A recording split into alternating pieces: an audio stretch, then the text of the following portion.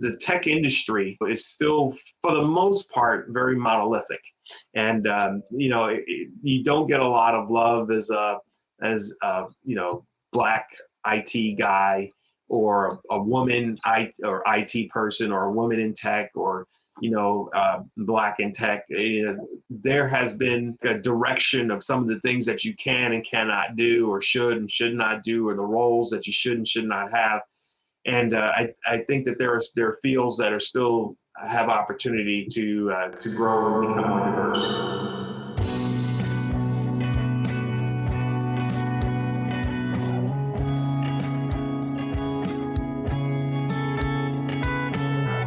Empower You podcast is devoted to bringing real-world wisdom and encouragement to our listeners, fans, subscribers, and friends.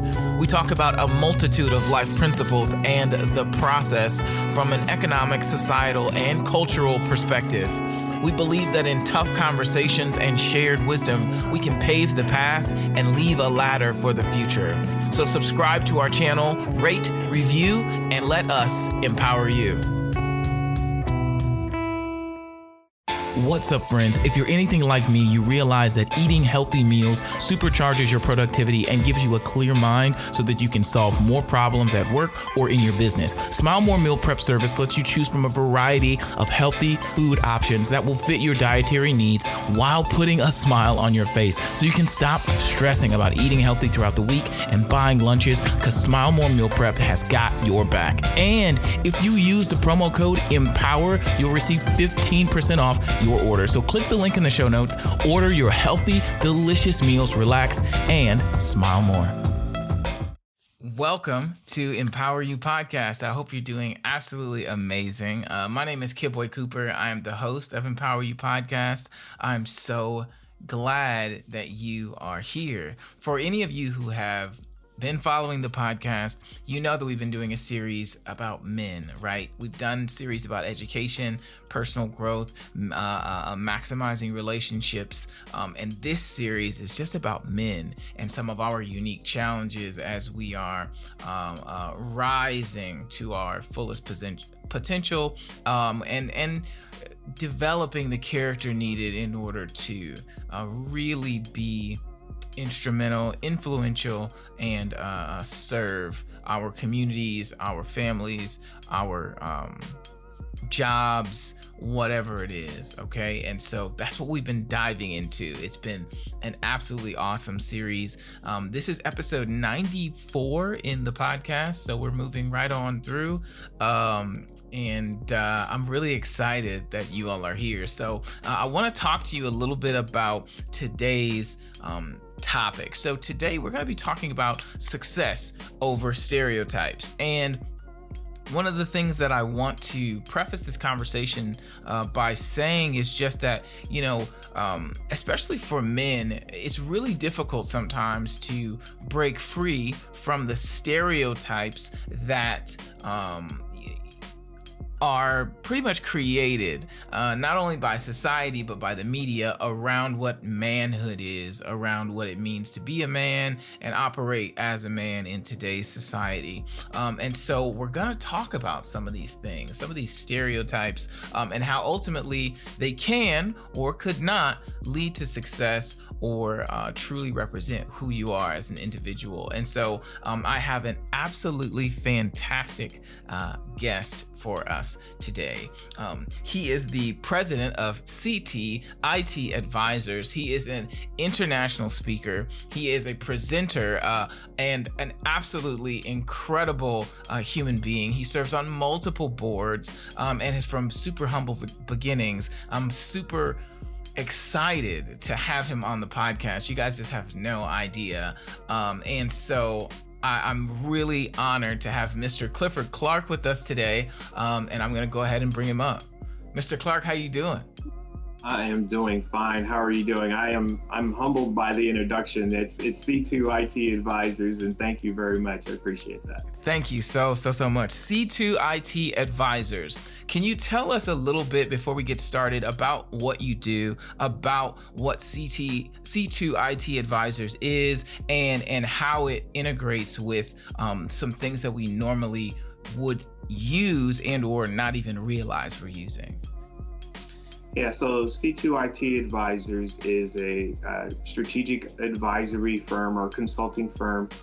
Generally, we consider ourselves for the middle tier, small to medium-sized businesses where they have a significant investment in their information technology, IT environment. So basically, we will help with IT strategy, governance, policy, capitalization in regards to understanding the value of the property that they have underfoot, assist with a variety of other tasks that organizations need that generally they do not have inside their own shop because they are a small to medium business. Wow, that's a lot. It seems like, man, how did you get into that? You know, where are you from? Me and you have spoken, but I would really love to kind of hear from you, you know, kind of where you started and how you got into this world of IT, especially on a high level like you are at this point. I mean, so much so that, you know, you probably can't even have certain conversations with people because, you know, it just kind of goes over their head. Is that right?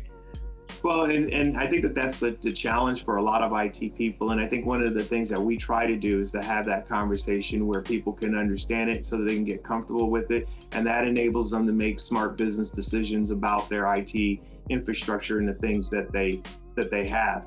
From the beginnings, you know, you kind of, again, I'm very humbled by what you said. I grew up in Brooklyn, New York. I'm a son of immigrants from the West Indies.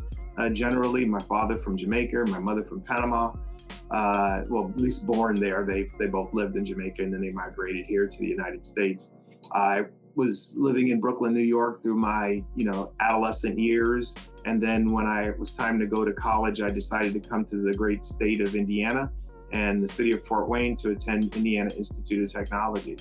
And that's where I got my undergrad degree in data processing. That's a degree so old, we don't call it data processing anymore. Those days are long since gone. But fundamentally, it had to do, at least at the time, it had to do with learning various different programming languages or coding languages. Big in those days were things like Cobalt and Fortran and Basic and those types of languages. Now those languages have changed, you know, C++, C#, Python, Ruby on Rails, those types of things are now the cool coding platforms, right? And I, you know, since coming to Indiana, Fort Wayne particularly, going to Indiana Tech, I've been fortunate enough to have several great career opportunities and kind of migrated up the IT line and up the leadership line in the state. Along the way, picking up you know, some, you know, I added my MBA, Masters of Business Administration, in entrepreneurship and HR, and also, you know, try to stay current with various industry certificates. Wow, that is just absolutely incredible. Did you have, when you were deciding where you wanted to go to school, you know, did you have this forethought that, you know, like technology is going to be the next big wave and I want to get in on it? Or were you just thinking, hey, you know, this kind of matches things that I like, we'll see how it goes? Well, that's an interesting story. Probably way too long for the podcast, but I'll give you the short version. When I started at Indiana Institute of Technology, I was actually going to be a double E, or electrical engineer. And again, I grew up in New York, and this is the formation days of you know, rap and things happening. So I was way into music and sound equipment and all those things of that nature. And my thought in my head was I was going to go to school and I was going to design the next great amplifier, right? And that was literally one of the things that I wanted to do. So I've been a geek. I've always been a geek. I've, you know, torn things apart, tried to fix them, broke some things, fixed other things. You know, you always have a little success, a little failure along the way. And then as I was going through my career in electrical engineering, I quite honestly was very challenged by some of the coursework and my study habits and the number of things I was all trying to do at one time, and thought it might be a good idea to make an adjustment and change majors. And that's when I came into IT. I was actually already doing, again, I was a geek, so I was kind of already playing with the technology, and it just kind of made sense. I was a logical thinker and could write code, and it just took off from there. Wow, that's really, really interesting. So what skill sets does it take to get involved in IT?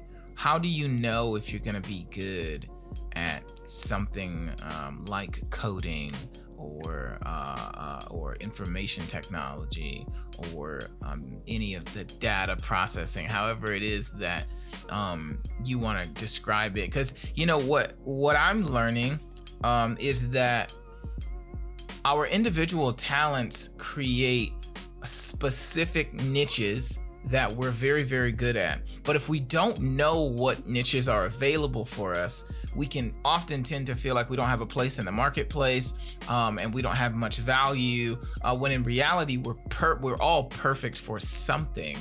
But if we don't have a broader conversation around the different ways you can use specific skill sets, it can become a little challenging to figure out where you fit in, especially if you're not, a stereotypical whatever, right? And so what are some of the indicators that someone may need to consider pivoting into IT, or maybe for somebody who's young and coming up, like, this might be something you would be very, very good at?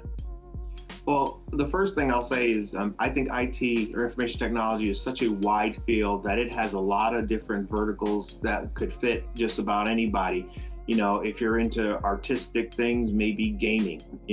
If you're into inquisitive problem solver, maybe database.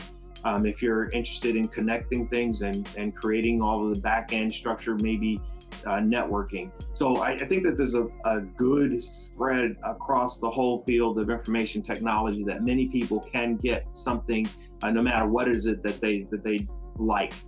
But that being said, you made some important points. I think that from an IT perspective, I think some degree of curiosity, problem solving skills are also very important. One of the biggest challenges that we have as an industry, and it's a reasonable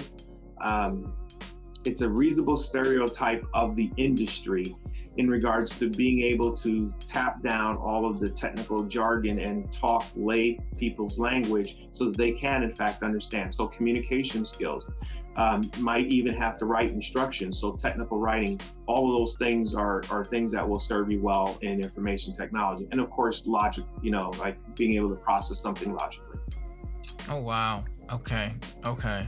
So if you have a more creative mind or an inquisitive mind or a somewhat structured, engineered, somewhat high regulatory mind, you can find avenues within IT that would fit you. It's not as narrow a field as maybe myself or people who are listening to this podcast might think. Right. I think that, and I don't know as much about other fields, so I can't speak with the same confidence about other fields. But I think that, in just about any field you might go, you will probably have various different verticals that, are probably more standard, but then you have verticals that are less standard that will fit, the desires and the things that you like. And so I know for sure in IT, as I've kind of given some examples, that it doesn't matter whether the person is, say, an artistic or, one side of the brain or logical and the other side of the brain. I think that there's a vertical in there in IT that can help people, or they can feel comfortable. That's awesome. Thank you so much for explaining that. I growing up in Gary, Indiana, I really I'm still surprised at the amount of room there is for so many various levels of expertise, things that I didn't even really know existed, or you could at the very least create a career with, and so I'm always interested to hear when I hear about folks or people who have accomplished things in environments or industries that just like intimidate me, and I think IT and understanding the back end of a lot of the systems that we use in order to make purchases online, in order to participate in Black Friday sales, in order to be on somebody's email list or get the latest discounts. Like, there's all kinds of different strategies behind that, and someone has to build those. And to think about that is just almost overwhelming. So I just have so much respect for the folks in the IT industry, as well as those who are doing all that they can to make sure that especially young people understand there are so many different things you can do with your talent. You really don't have to just do what you're seeing on social media. Right. And I think that that's such an important point. I mentioned, that they should be curious, and that helps with, the IT vertical, but it helps with any vertical. When I was coming up in high school in Brooklyn, one of the schools that I attended as a high school was a vocational technical high school. Now, I took the technical track, but that still had a portion that was exploratory and vocational, and we did everything. And I like understanding how things work.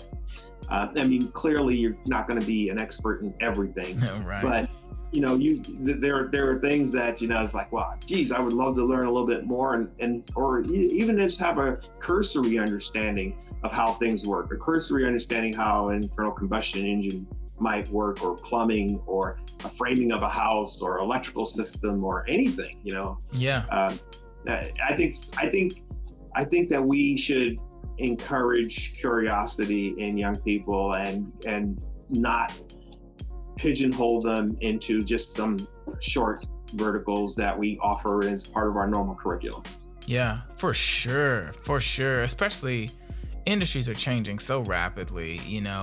If you're not encouraging young people, and then just people in general, to be curious about their own gifts and talents, I think you're doing them a massive disservice, because the industries that exist today in their current form may not even exist 5-10 years from now. And so if you're not curious, you're almost automatically behind.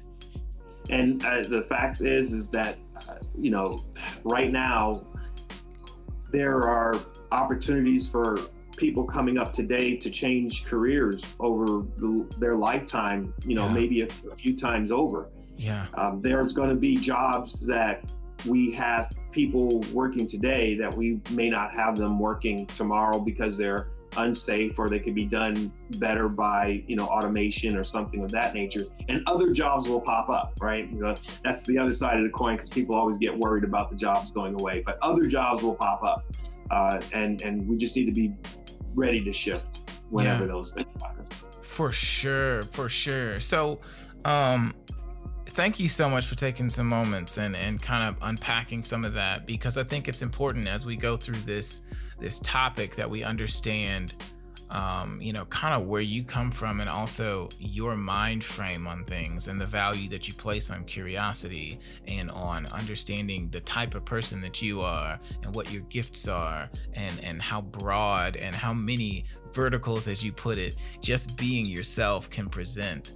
And so I appreciate you sharing that. I do have a couple questions that I'm going to ask you, and I'd love to hear your opinion on this. So, we're talking about success over stereotypes. And what I mean by that is just that many times, especially for men, and Black men especially, I'll even say, and this may be true in other ethnic groups, but as a Black man, I'm speaking from the perspective of a Black man. I think sometimes it can be impressed on you that you have to live a certain type of lifestyle.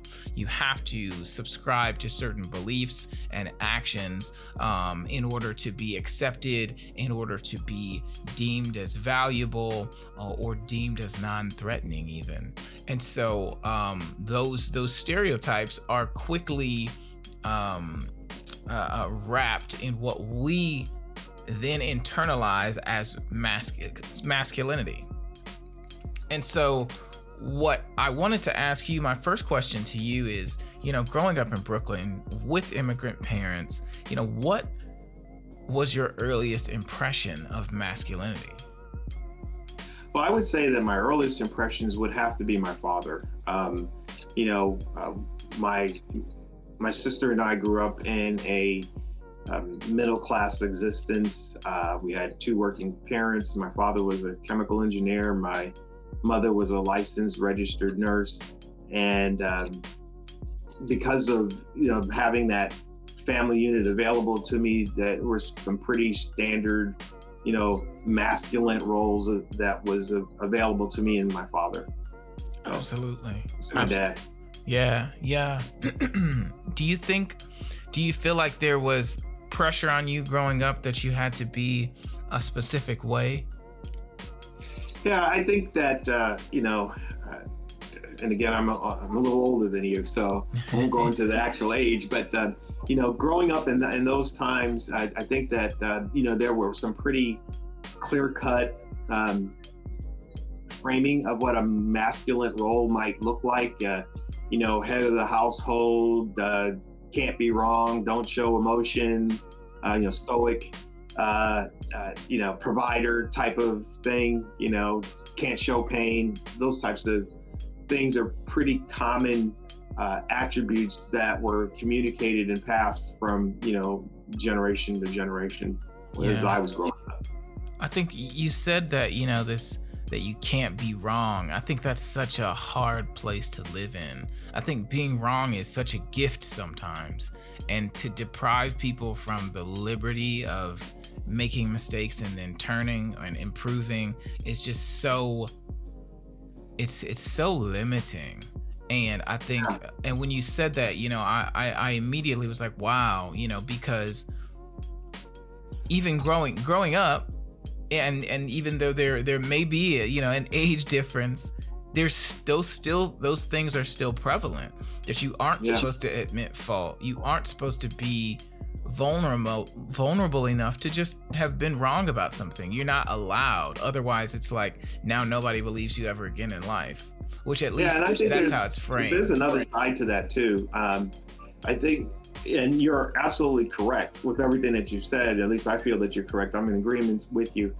But I think the other problem is that if you feel that you can never say, okay, I'm wrong, then you almost never say I'm sorry.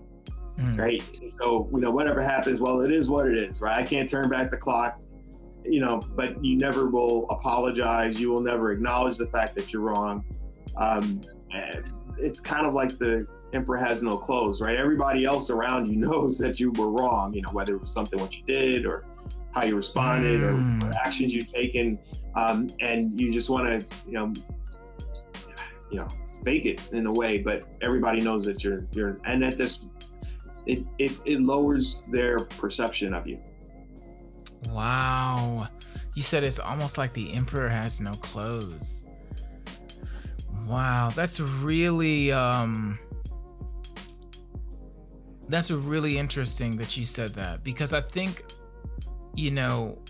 these gender roles and these stereotypes that we have about what it means to be a man almost create the opposite of what we're trying to create. Which you would think it would create level of respect and dignity and all this other kind of things. It almost does the opposite. You almost are less receptive, you're less dignified, and you're less human and trustworthy because you can't occupy the full range of emotion and complex humanity that's important in order to be a good leader, that's important in order to be a good provider, in order to be a good protector, in order to be a good father, a good son, or whatever like that. And so I think that's very interesting that you said that. Thanks for listening to Empower You Podcast. I want to take a second and tell you about a service I've been using that has literally changed my life. Akita Ricks, the founder of SoarYourScore.com, helped me erase negative items on my credit score, provided me a clear path to improving my credit, and raised my score by 100 points in the first 90 days. Like, whoa. The best part about all of this is all I had to do was follow instructions. Now, if you're like me and you need a credit bestie, you need to click the link below and schedule your absolutely free discovery call today. Tell them Kid Boy sent you. And that actually makes me a little bit introspective, because I'm like, wow, like, what am I super wrong about that I just can't see and or haven't addressed? And I think that's just a a good thinking time question, maybe that I'll have this Friday and just like kind of go over some things. Yeah. So when did you feel like, you know, you were coming into your own personality? When did you feel like you were kind of stepping out of the shadow of what was expected of you, right? Growing up in a middle class household, you're expected to be certain ways, right? You have interests, you're an intelligent person, and you have interest in electrical engineering, and so that might be a little bit different than other people who you were around in Brooklyn, New York, right? Yeah, So I go ahead. yeah, I feel that I think by late in my high school career, the kernel started to be formed. I think that there's some research out there that would suggest that the adolescent brain isn't really formed until their 20s, their mid 20s. So I'm not going to suggest that all of the synapses were all connected and I was a fully functioning adult. I wouldn't go that far. But I think that, I think that some of the core items, my compass was set, how I wanted to operate as a person, the things that I still do to this day was already set. And I think that as I grew into, my collegiate life and then particularly into my career, I think that those things really started to crystallize and get hard. And, they're still with me today. Yeah. Wow. Yeah, that's really interesting. So you wanted to do music or to be a part of the music industry by way of electrical engineering, by way of building tools that made awesome music, which is a completely different approach. And as somebody who, listens to music and went to school and did music and all of that kind of stuff, I never thought about, going and designing amps. I never thought about, going and being a part of that type of industry, really, which is engineering and all of that other kind of stuff. When did you realize that, or here's a better way to phrase that, that's not something a lot of people can do. Engineering and having the mind to do that kind of work is very different. And so you mentioned earlier that you were a geek and things like that. But when did you realize, this is something I'm super good at, and how did that affect like the way that other people saw you? Because I don't see, and maybe I'm wrong, but growing up, I never saw being an engineer or being involved in electronics and IT as, stereotypically acceptable roles to be in.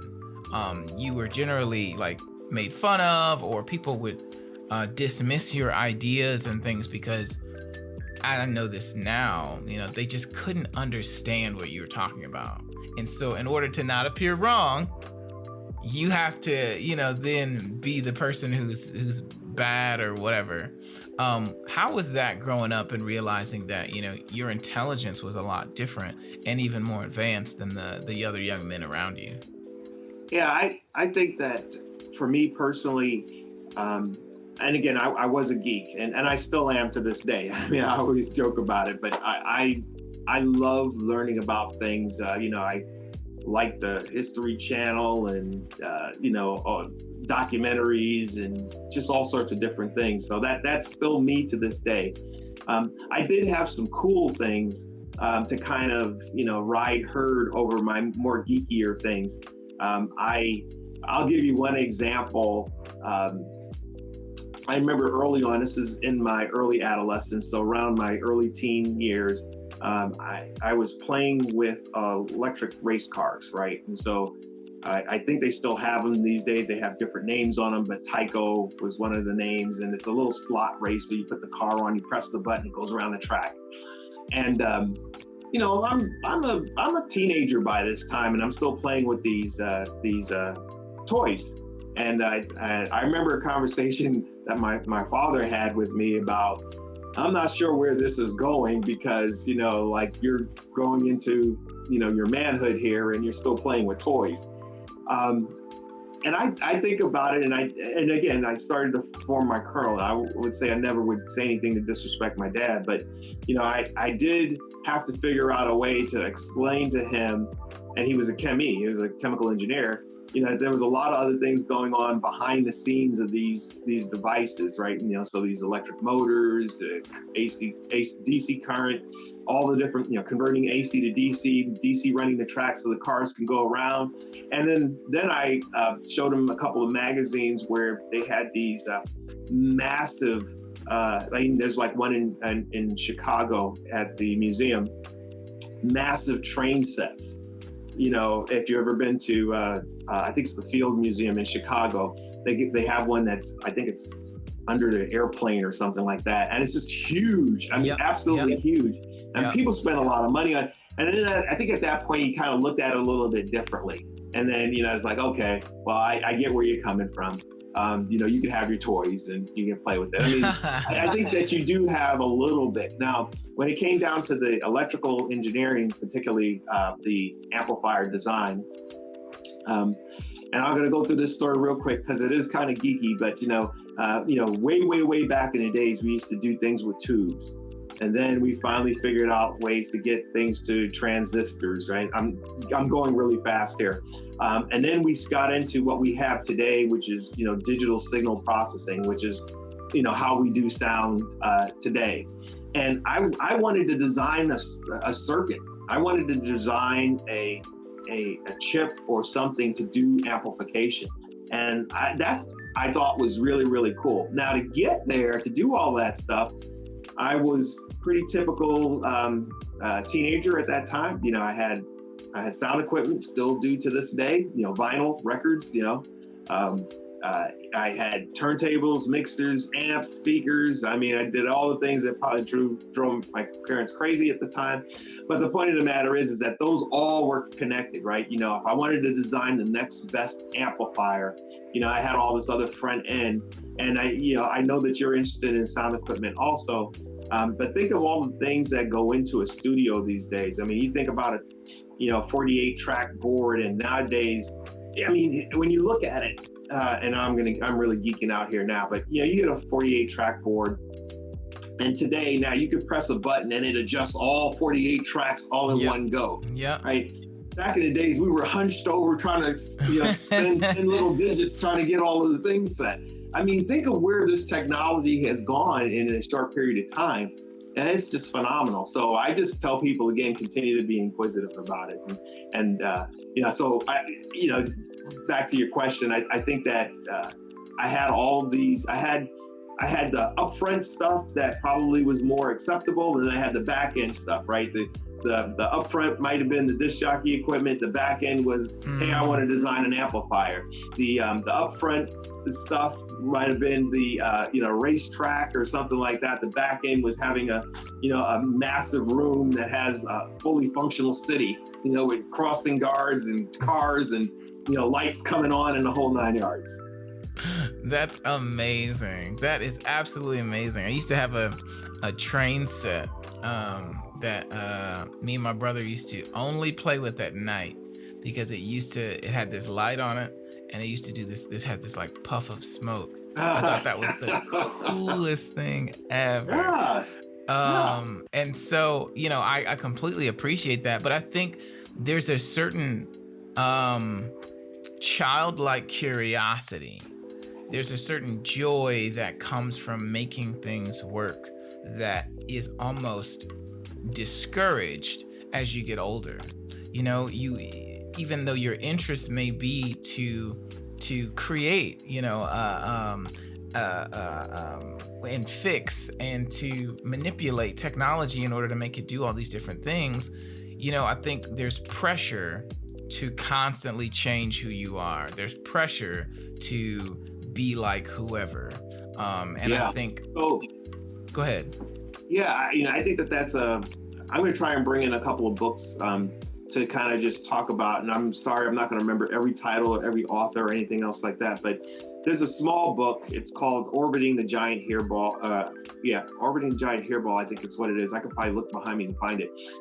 But the premise of the book is it talks about how when kids are like, anywhere up to about grade 2 or something like that, you might go into an auditorium and ask, hey, are you an artist, right? And everybody will raise their hand. They had some piece of work that's, magnet stuck to the refrigerator or on a cork board somewhere that they created. And I mean, nothing really that fancy, but they still had that creativity going. Probably about the 5th grade, the hands start going down about the creative side. That's why extracurricular is so important in education, because we know we need reading, writing, and arithmetic. We know that, but we also need art, music, exercise. All those things are still important to have a complete whole individual. And we, in my opinion, at times over-focused on the reading, writing, and arithmetic to the detriment of some of the other creative side. And you need the creative side to keep thinking about stuff. So whether that's a music program or an art program or a drama program or sports or anything, we need that other side to keep it going. The two halves of the brain keep working for each other. Do you feel like children, or do you feel like young men, young boys become more and more deterred, or become deterred from being creative, from occupying their curiosity at a faster or higher rate in your own experiences than maybe some ladies? Well, I think both young men and young women, we still have in this world and in this country some pretty rigid stereotypes of gender and gender roles, right? And so, if you're a male, you have these roles that are acceptable, usually something that's demonstrating some level of masculinity or mastery or something like that. And if you're a woman, you have, or a girl, you have these other roles that's supposed to, engender the other side, the softer side, and so on and so forth. And never should the two touch, but that's just not the way we really are. So we need to continue working on those issues. Yeah, and I 100% agree with that. And again, I just think it really limits the imagination. And I think if you can't imagine things for yourself, it's going to be difficult for you to be in a thriving environment. It's going to be difficult for you to really contribute to a community, because if you don't have the wherewithal to dream and to envision yourself in a way that is confident, even though it's contrary to a stereotype, I think that's a huge disservice. And I think especially for men, we fall victim to that a lot, because we try so hard to be seen as an authority figure, or seen as an alpha, or seen, there's this intense amount of ego that we inherit, right? And then it's our job to keep it up. And I think at the cost of much of our creativity, much of our sensitivity, creativity, we default to just being these egotistical beings that are just trying to be respected rather than valued, because we've given up on ourselves, in my opinion. Do you feel like... Go ahead. Well, I think that, again, some of the roles that we have, some of our stereotypes, bias, our thoughts on how things should be, things should look, and how things should fit, are still pretty strong. That's some of the things that we're working through right now to try to kind of back out of. And unfortunately, like I said, there's probably some good, and there's probably bad about the various different things of, we're making some assumptions that may not hold true. and that's a big risk of doing those things. Yeah, we're making assumptions that may not be true. That's really, really good. Um, you know, I was telling somebody earlier, I said, I think men desire safety a lot more than we let on. And I think men also desire, um, you know, to be valued and to be seen, and they desire peace a lot more than is popular to really articulate. And I think, especially as you continue to progress and become successful, I think it may be easier. Maybe I'm incorrect in this, but it might be easier the farther you get out of your native or home environments to start to express the other parts of your personality that you develop as you get older and that you start to value. What do you feel like some of the biggest challenges that you have going against the grain, being a Black man in the tech industry, and even just being different from probably a lot of the young people, and then the gentlemen, at least at this point, that you grew up around? I'm not sure if you still know some folks from Brooklyn who you grew up with, but you're probably very different from they are, correct or no? Yeah, I would say that I am.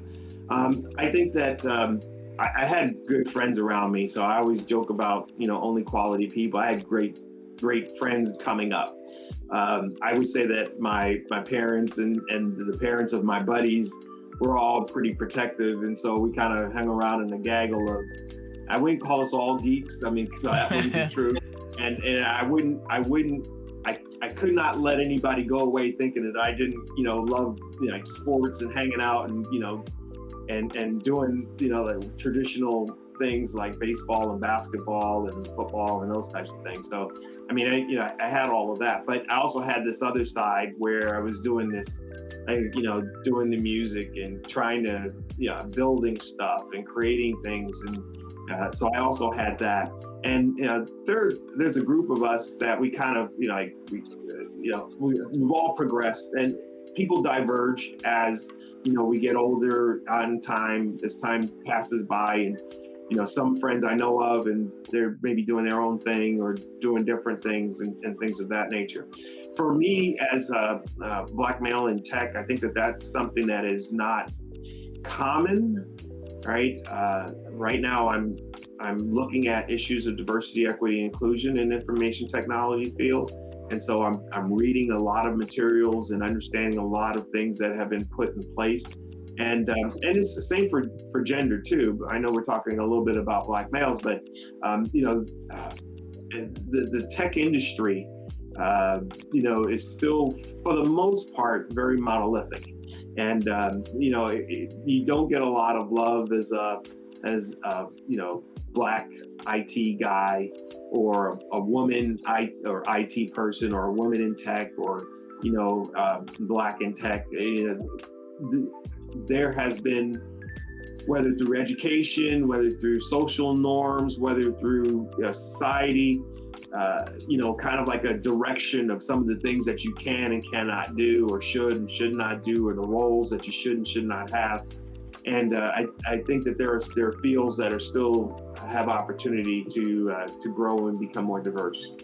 Yeah, I think for sure, and I think there's a lot of, I don't know, to me, I think growing up in Gary, you didn't tell people you liked certain things. You just didn't even want to hear it. You didn't want to hear people's opinions about it. And I think even as an adult, sometimes it's easier to just not explain, because our scope on things, especially with your buddies and stuff, like, it can be really narrow, at least for me, and I'm growing and I'm learning and meeting new people, but up until maybe the last year or two, I felt like there was just such a limited amount of bandwidth I was allowed to to express and be interested in if I was actually going to have friends, if I was actually going to, fit in and be sought after or to be whatever. And obviously I decided to do what felt real for me rather than to occupy spaces that didn't feel authentic. However, I think that's something that a lot of men struggle with, being able to be authentically themselves, and not adhere to certain stereotypes.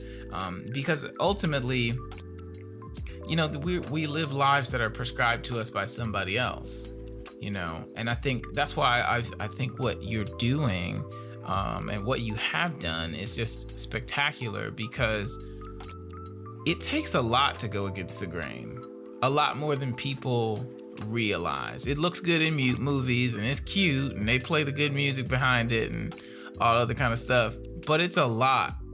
And I just need us to, especially as men, to realize that it's okay to not do what people think you should be doing, to not be stereotypical, to not be whatever, the current whatever is. Does that make sense? I think that particularly coming up, there were definitely roles and jobs and things of that nature that a lot of young men were kind of guided into, and there's no shame in any legal activity. I want to make that perfectly clear, because I think one of the other challenges that we have as African American men is that we do run, just like any other male, we do run the gamut of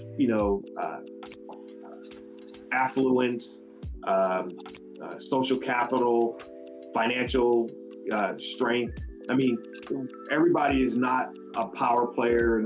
Everybody's not Jay-Z, right? Everybody doesn't have millions and millions of dollars, and so on and so forth, right? You have people that go to work every single day and they're doing just fine.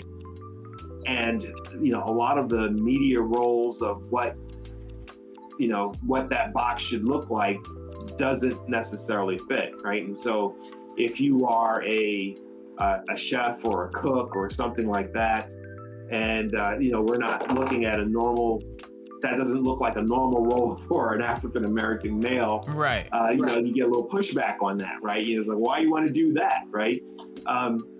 And we underrate the creative side of our brain. One of the things that I find it, I've heard numerous times over, and I find it to be true, is that creators will create even if they weren't paid for it, right? If you were into music, you love music, you're going to play music, right? Now, it's really, really great when your passion lines up with your profession, right? So that you can get paid for your passion, right? That's like ultimate, that's really goodness, right? But in the event that your passion doesn't line up with your profession, most people who have passion will do what they're passionate about anyway. And I think that that's very important. And so back again to the roles a little bit, I think that some of the challenges is that you have this situation where, he's like, well, you got to be this, so you got to be that. You have to be making this amount of money. You have to be driving this vehicle. You have to be, dressed a certain way. You have to talk a certain way. And that kind of chips away at one's authenticity about who they are and how they want to navigate through life, if they're not fitting one of the stereotypical roles that society has set out for us. Do you think a lot of men are confused about their authenticity or lack authenticity? I don't think so.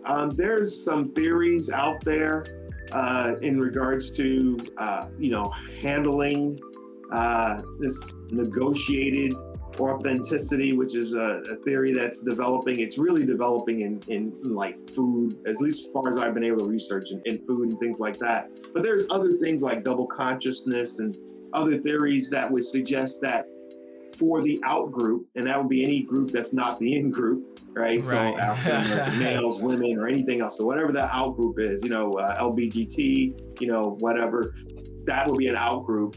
That there's this struggle, right? There's code shifting going on. There's a dual language, right? There's this negotiated authenticity, a level of a shield or a cover that you wear when you're out in public, when you're in the corporate environment, or when you're when you're amongst the normal group, right? And then there is the relaxed state, the more authentic state, when you are by yourself or with your own in group, your own out group, but within that group. So I mean, there's a lot of these different theories that come up about how we feel, and it's hard to say that they're not being authentic, because some of the covering is from a protection standpoint, right? Right. It's like, right. Well, if I, and I'm just going to just make this wild example just to prove a point, but if I go and we're talking to the leadership body and everybody golfs on, at the country club, and this is where everything goes, and I want to go off and play basketball, dude, none of those guys are playing basketball, and generally I'm not playing golf. So what might a person do? Well, a person might pick up golf, right? Does that mean that they can, authentically enjoy the game of golf? No, of course not. But is it their norm? Is it their natural? Maybe not, right? And so you might ask yourself, well, would you have ever picked up golf if it wasn't for this external pressure for you to fit into the other group that you wanted to fit into? So I think that, again, back to the question of authenticity, we're learning a lot, at least I am, about the challenges, particularly for folks in an out group, to be authentic. And not only that, the stresses associated with trying to constantly cover, which is a literal health issue. That's really, really great. You covered so many things. You covered lived experience. You covered the idea that, you want to be a part of certain communities, and so you start to reject or drop things that are valuable to you in exchange for acceptance, in exchange for community.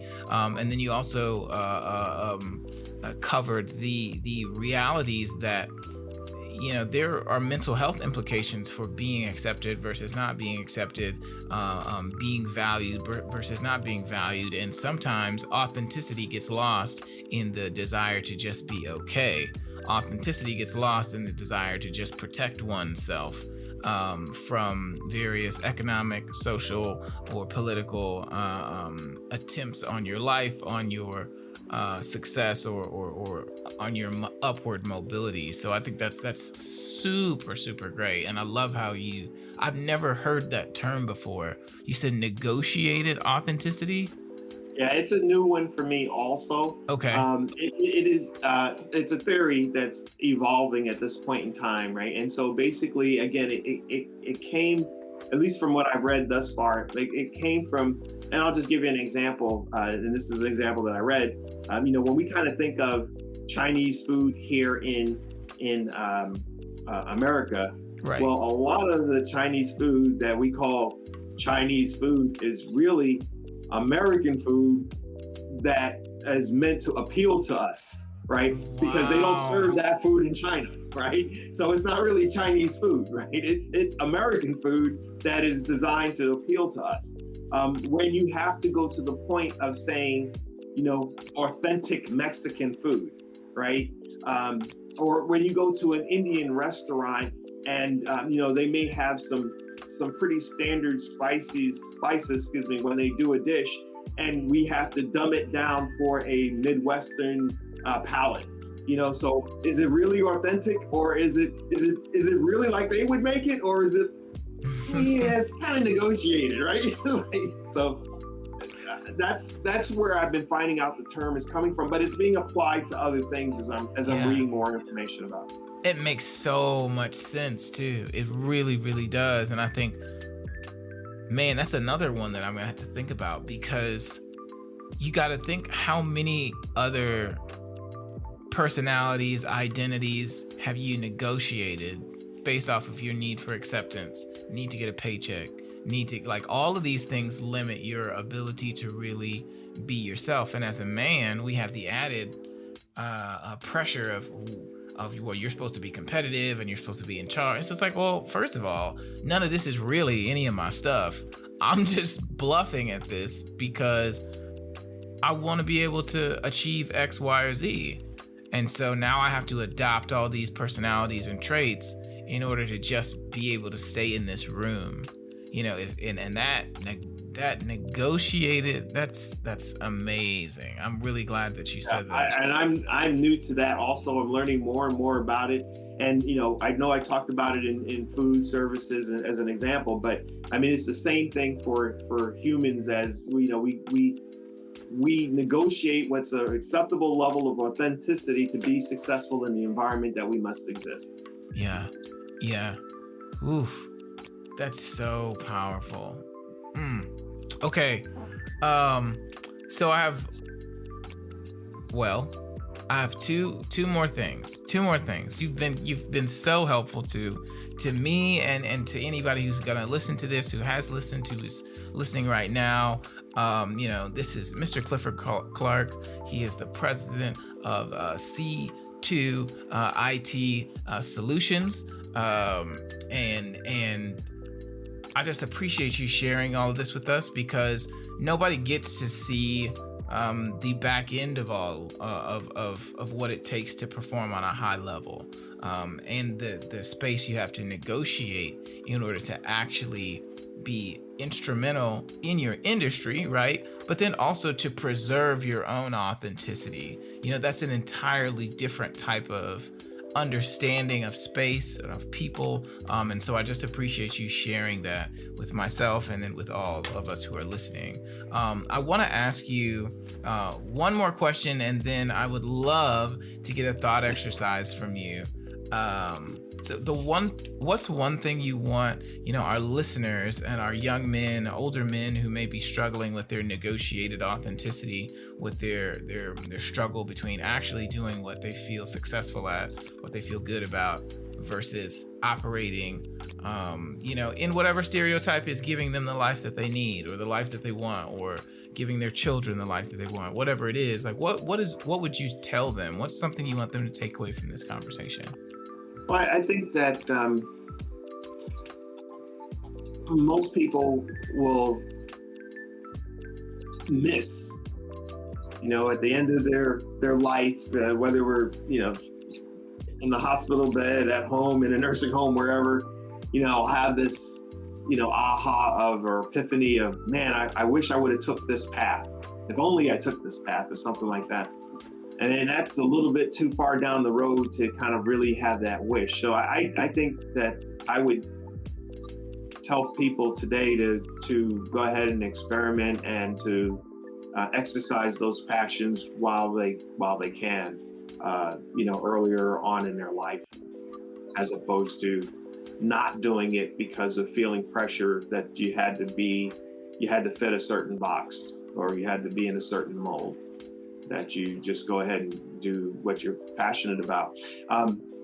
Obviously, and you mentioned it too, you got to balance your passion with your livelihood, right? You might want to go off and climb mountains, but you still got to feed the family, so to say, right? So there is some degree of balance there. I'm not suggesting anybody be irresponsible by any stretch of the means, but if there's ways to experiment or to engross yourself in your passion, you probably need to do that. And I would argue, although again, I don't have any scientific evidence behind this, but it's probably good for your mental health, your emotional health, to be able to keep your passions alive. Absolutely. And even without science, I think that's really true. I think we're wired to like certain things, and we're to be interested in certain things, and it's, to me, it always feels validating to hear someone who has accomplished so many things say it's okay for you to experiment and to just try it. the more you develop, I feel like, again, we're going right back to the stereotypical masculine roles about not being wrong. I think the older you get, the more afraid you are of being wrong as a man, being ridiculed. Yeah, well, definitely, especially now, as you grow older, as you're developing your career, I mean, being wrong may have a larger consequence, right? So, not to say that anything is perfect or anything else of that nature. I also think that in today's world, like in, this century, employees are looking for authentic leaders more than they probably did, in the last century or the last 50 years. I mean, when you think about the leaders, 50, 60 years ago, they had a more command and control. I say do this, and right, wrong, and different. I say jump, you say how high, type of thing. And now, we have, books like Begin with Why. Simon Sinek is like, do this. Why? Why should I do that? Help me understand how I fit in this box. So now we have this desire to have more authentic leaders, and that's another thing that I think is just pretty important, especially if, particularly for African American men, we have to figure out how we balance that if we are going to be successful. Yeah, for sure. Oh my goodness, that's so good. That's so good. There's a couple of things I do thinking time every week on Fridays. And so some of the prompts from this conversation, I'm definitely going to be thinking about, because it just has such bigger implications. You know what I mean? And it quickly just spreads over your whole life. So thank you so much for sharing. So as we wrap up, our thought exercises for me are like just the favorite part of the show. We've done over 90 of them at this point, and I still just really value them because they're so tangible and easy to execute. And so I was wondering if there's something that you like to do or something that you have prepared for us. I would love for you to give us a thought exercise as our closing. Yeah, so right now, there's so much that I think we'll probably have to swing back around and talk about some other things later on in the next podcast at some point in time. But one of the things that I look back on my life and I say, what would I say to a younger version of me? I would say, and I'd say it to folks now, if, read more, learn as much as you can, and listen. And I think one of my biggest weaknesses coming up was 2 words: I know, right? And that was a desire to please my father in regards to, being able to do things. Like, I know how to do it. I know how, right? And my father would immediately just, okay, well, I'm going to step back and watch you do it, right? Now, mind you, that led to a lot of failures, but I think that, maybe if I listened a little bit more, I probably would get a lot more done. But for a thought exercise, I was thinking about this, and right now, today in this world, we are so polarized, right? I mean, diversity, equity, inclusion issues are hot. And, whether it's George Floyd, Breonna Taylor, and so many others, situations that have popped up to show that there is significant inequity. And then we still have things like voting rights and also issues of, what are we teaching our kids in school? Like whether it's, critical race theory or, what's real history, or whether we're trying to cleanse it, whether we're trying to avoid our history as the United States. And I would say that I would encourage people as a thought exercise to listen to the other side of the argument, not suggesting that you have to accept the other side of the argument, but at least understand the framework, because there might be a third option out there, as opposed to it's not binary, it's not 1 or 0, it's not on or off. There might be gray. There might be quite a bit of gray out there. So if anything, from a thought experiment, I would suggest for listeners, watchers, to think about the things that they do in a week, and think about the things that they were probably pretty binary about, and see if they could figure out the other side, whether that's engaging somebody that doesn't think like them, and then see if there is a third option. See if is a third option. I think. And by the way, I don't want to like misappropriate that. That's actually a title of a book, The Third Option. It's a very good book, and I should know the name of the author, but I don't. He's a preacher, a pastor in the West Coast. I think it's Rock Church or The Rock, I think. Okay. So, and that was a good book. That one was something that somebody shared with me, and so just thinking about that other option that's out there. Absolutely. You said we are often polarized. That's so true. Yeah, especially right now. Yeah. Definitely. Yeah.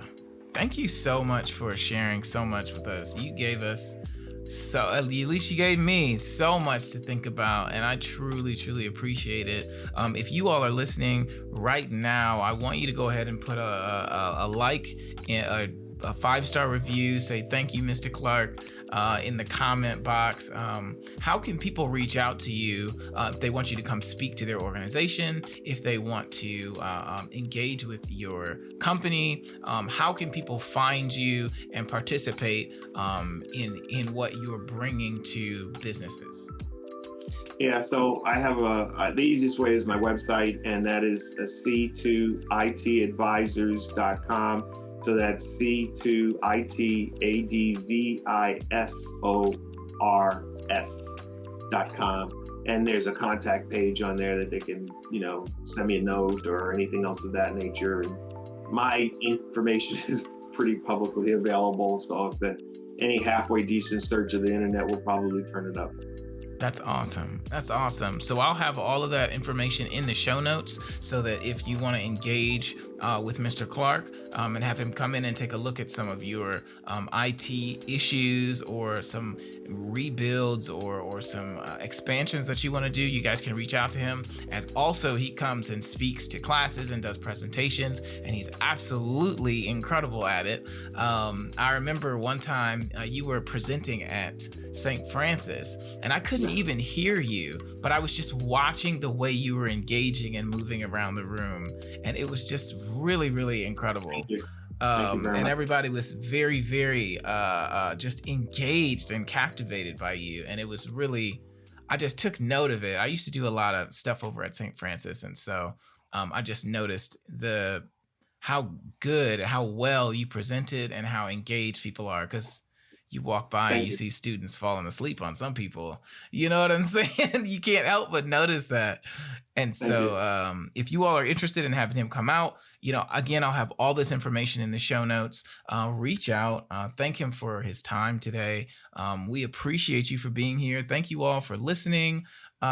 This has been an absolutely incredible episode. I will talk to you guys again super soon. And until then, peace. Thanks for listening to Empower You Podcast. Don't forget to rate and review this episode, because we would love to hear your takeaways from this discussion. And it helps us reach more listeners just like you. If you'd like daily audio video clips from the podcast, you can find Empower You Podcast on Facebook, Instagram, and YouTube. Thanks for listening. I'll talk to you soon.